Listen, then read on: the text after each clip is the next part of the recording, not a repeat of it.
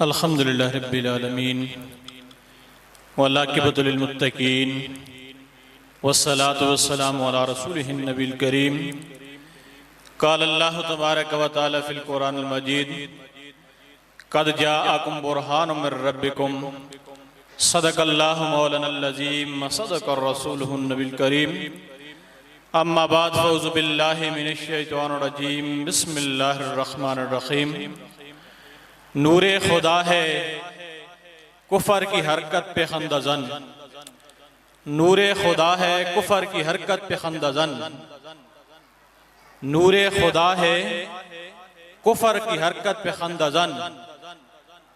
حضور نبی کریم صلی اللہ علیہ وسلم کے میلاد کی محفل میں شریک ہیں۔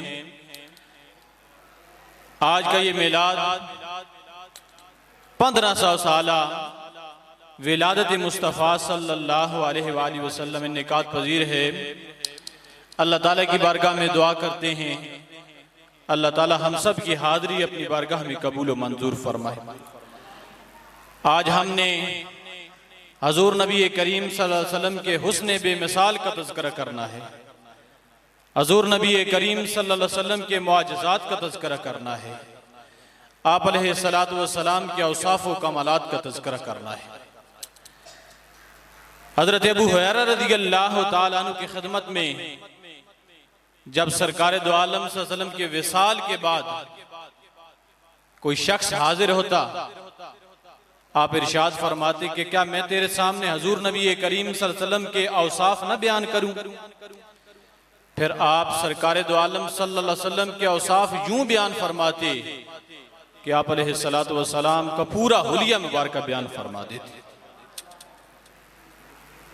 حضرت عائشہ صدیقہ رضی اللہ تعالیٰ عنہ فرماتی ہیں کہ حضور نبی کریم صلی اللہ علیہ وسلم ویسے تو درمیانے قد کے تھے، لیکن جب صحابہ کرام میں بیٹھے ہوتے تو سرکار دو عالم صلی اللہ علیہ وسلم سب سے اونچے دکھائی دے رہے ہوتے تھے۔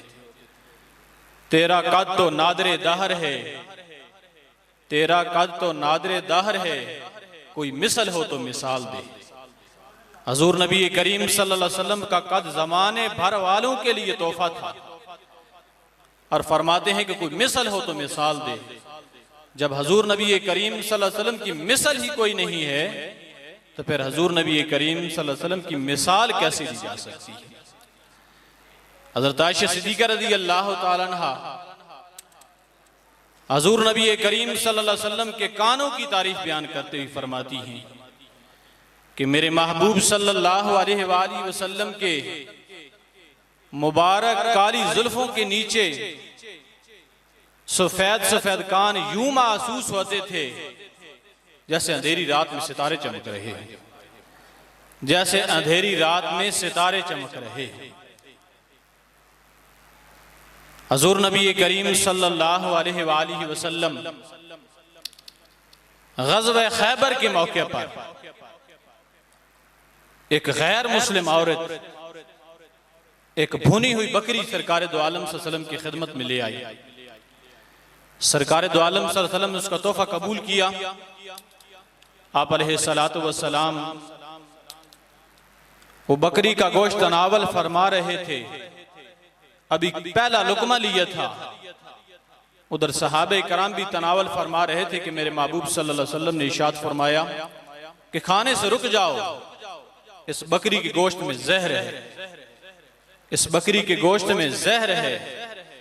میرے محبوب صلی اللہ علیہ وسلم نے اس غیر مسلم عورت کو بلایا اور پوچھا کہ تو نے اس بکری کے گوشت میں زہر میں لایا تھا؟ کہنے لگی کہ اے محمد صلی اللہ علیہ وسلم آپ کو کس نے بتایا؟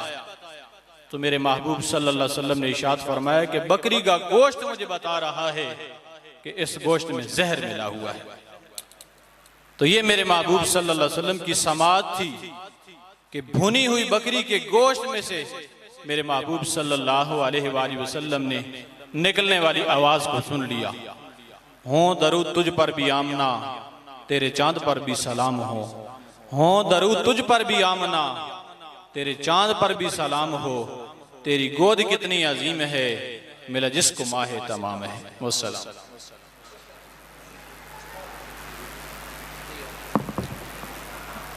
ہم